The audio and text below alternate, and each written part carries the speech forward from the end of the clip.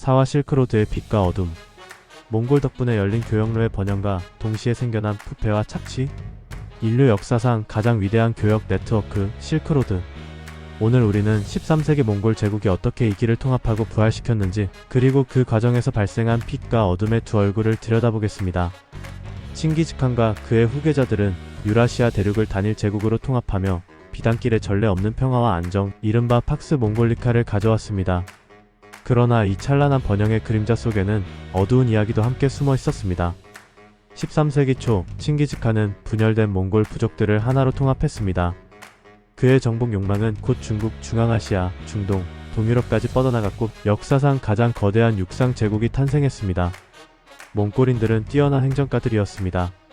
그들은 얌이라 불리는 역참 시스템을 구축했죠. 약 200에서 300km마다 설치된 이 역참들은 여행자들에게 말, 음식, 숙박시설을 제공했습니다.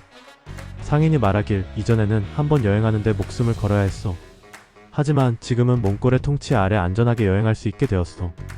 약탈자들은 사라졌고 길은 잘 정비되어 있어. 통행증 하나면 제국 전체를 여행할 수 있다오. 몽골의 통치는 단순한 평화 이상의 것을 가져왔습니다.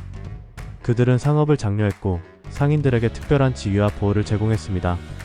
실크로드를 따라 상품뿐만 아니라 사상, 기술, 종교, 심지어 질병까지도 전례 없는 속도로 이동했습니다. 몽골 제국의 수도 카라코름과 쿠빌라이 칸의 대도 베이징은 진정한 국제 도시로 발전했습니다. 페르시아 천문학자, 유럽 상인, 아랍 의사, 중국 관료들이 함께 모여 지식과 아이디어를 교환했습니다. 이탈리아 상인 마르코 폴로는 이 시대의 가장 유명한 여행자가 되었습니다.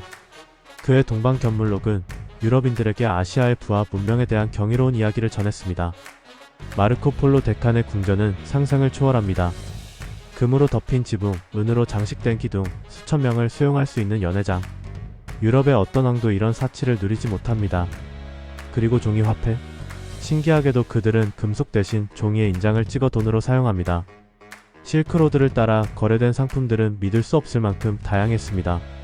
중국의 비단과 도자기, 인도의 면직물과 향신료, 페르시아의 카펫, 유럽의 모직물과 유리제품. 하지만 상품만이 아니었습니다. 중국의 4대 발명품인 종이, 나침반, 화약, 인쇄술은 실크로드를 따라 서쪽으로 전파되었습니다. 이 기술들이 유럽에 도달했을 때 르네상스와 훗날 산업혁명의 씨앗이 뿌려졌다고 해도 과언이 아닙니다. 하지만 팍스 몽골리카의 이면에는 어두운 그림자가 드리워져 있었습니다. 몽골 제국은 항복을 거부한 도시들의 무자비한 응징을 가했습니다. 호레즘 제국의 수도 사마르칸트, 바그다드, 키예프 같은 도시들은 철저히 파괴되었습니다. 몽골의 세금 제도는 가혹했습니다. 정복된 지역의 주민들은 소득의 최대 3분의 1을 세금으로 납부해야 했습니다. 게다가 많은 지역에서 세금 징수는 현지 부유층이나 외국 상인들에게 위탁되었는데 이들은 종종 규정보다 더 많은 금액을 갈취했습니다. 농민이 고통스러운 얼굴로 말하길 몽골인들이 오기 전에는 우리 마을 세금이 그렇게 무겁지 않았어. 하지만 지금은 세금 징수원이 2번씩 와서 갈취해가오. 한 번은 칸을 위해서, 또 한 번은 자신의 주머니를 채우기 위해서. 실크로드의 번영 속에서 불행히도 인신매매도 번성했습니다. 전쟁포로 가난한 농민의 자녀들, 심지어 납치된 사람들까지 노예로 팔려 제국 전역으로 퍼져나갔습니다. 몽골 제국의 수도 카라코름에는 거대한 노예 시장이 있었고 이는 제국 경제의 중요한 부분이었습니다. 몽골인들은 정복한 문화들로부터 배우는 데 열린 자세를 가졌습니다. 그들은 중국의 행정 시스템, 페르시아의 예술, 이슬람의 과학 지식을 받아들였습니다. 그리고 종교적 관용은 몽골 제국의 특징이었습니다. 칭기즈칸과 그의 후계자들은 특정 교에 편향되지 않았고 제국 내의 모든 종교 지도자들에게 세금 면제 혜택을 주었습니다. 몽골 궁정에서는 불교 승려, 이슬람 이맘, 기독교 사제, 유대인 랍비들이 함께 토론하는 모습을 볼 수 있었습니다.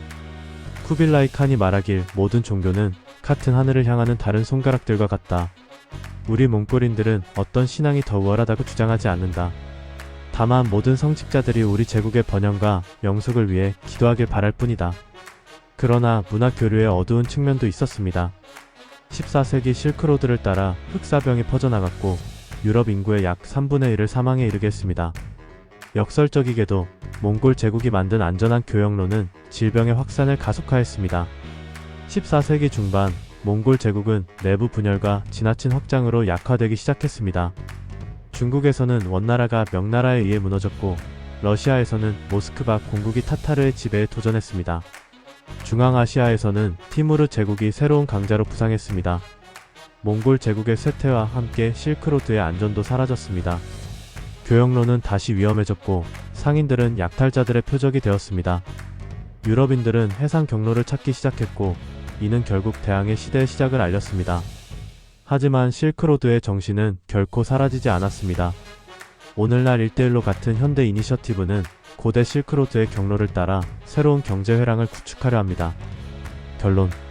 몽골 제국의 실크로드는 인류 역사에서 가장 역설적인 시기였습니다. 한편으로는 평화, 번영, 문화 교류의 황금기였지만 다른 한편으로는 착취, 부패, 인신매매의 어두운 그림자가 드리워진 시대였습니다.